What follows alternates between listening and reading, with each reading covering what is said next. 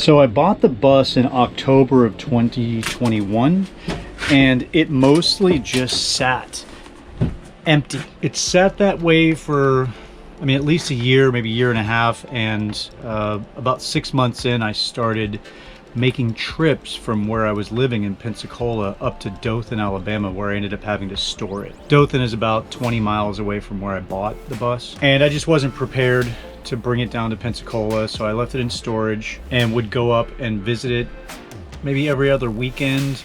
I started dating that woman that I mentioned in the last video, and she would come up with me, and it eventually evolved into where I just moved onto the bus while it was in the storage facility.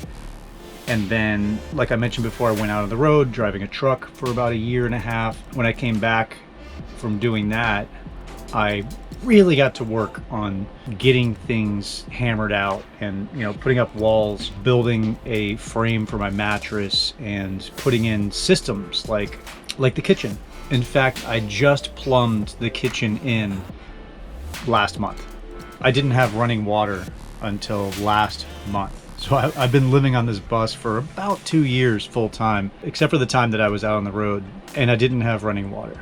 Basically, I lived out of these things right here and then use it in various places. I would use it to shower, I would use it to do dishes, filter it through a Brita that I keep in the fridge and to have drinking water. And now I'm, like I said, I'm at a place where I actually have a recycling water system for dishes and things like that comes out of the faucet. And then I have a fresh water spigot that comes out of my 100-gallon tank, which is where I keep all my, you know, fresh drinking water. And it goes through a filtration system as well. So immediately back from the driver's seat is really like, this is going to be sort of a common living room area where I can have guests over and they're not in my private space or anything. So I'm not going to really explain a whole lot of what's going on in here because it's just going to change. The dining, sitting, living area.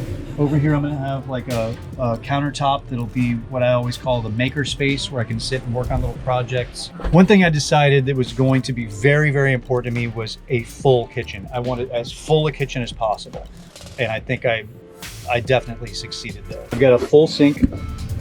Here's the faucet with the recycled water.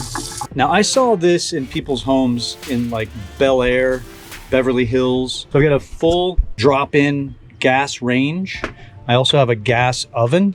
It's not a completely full size. I went back and forth quite a bit on what I wanted to do about having a fridge. All in all, I think it's a really great fridge. It's got more than enough room. I've got drawers and all the room in the doors and multiple shelves, and I can keep water cold. And then down below, I've got a bunch of ground lamb that I bought, some ground beef. I can actually make my own ice cubes now. There's some bacon and some more ground beef, butter.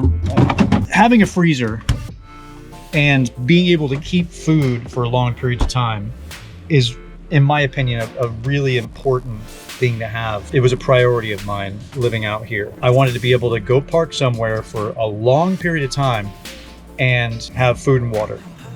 You know, it's vital. So this is the bathroom. I decided, you know, I'm not going to spend a whole lot of time in the bathroom, so I didn't want to make it a major feature. I didn't want to take up a lot of room. Back here, there's a lot going on. This is my personal private space. This is my bedroom. It's my little office area, which is always a wreck. It's always just scattered. What's the word I want to use? Cluttered. But I've got a TV mounted with a sound bar. Obviously I have to finish the interior. I've got to insulate back here after I've got some welding to do on this frame. I've got to rebuild that frame so that I could put insulation in and then cover the whole room up with something, cedar or oak or ceiling tiles, or I don't know, maybe just plywood, and then paint it. We'll have to wait and see. And then I've got a 3D printer over here. This is my power station. This is a solar charge controller. I've got 3 of those because I have 3 different battery banks. This is what makes my house power. I've got 2, 3, 4, 5. I have 6 solar panels. 3 of them are up on the roof. And then I was really running out of room up there, so I mounted 3 on the side of the bus. They can fold out, which does a couple of things. For one, it opens up that window where I can see out, and two, it actually points more directly at the sun. I mounted a 7,500 watt generator in the back here. I had to pull a bunch of stuff out. This is one of the deciding factors for me getting this bus. I had to have all this underneath space so I could put the water system and propane and stuff just completely out of my way, where I never have to trip over it or see it or anything. That's the bus in a nutshell. It needs a ton of work, and I have adopted the mindset of accomplish one little thing every day, you know, and what that does is that holds me accountable to where I'm working on getting something done every day. And some days I go wild and I get all kinds of shit done. But for one person to do all of this, it's a gigantic project. And so I don't beat myself up about the days that I don't really get a whole lot done, because you got to take time off. Otherwise, why in the hell am I doing all this?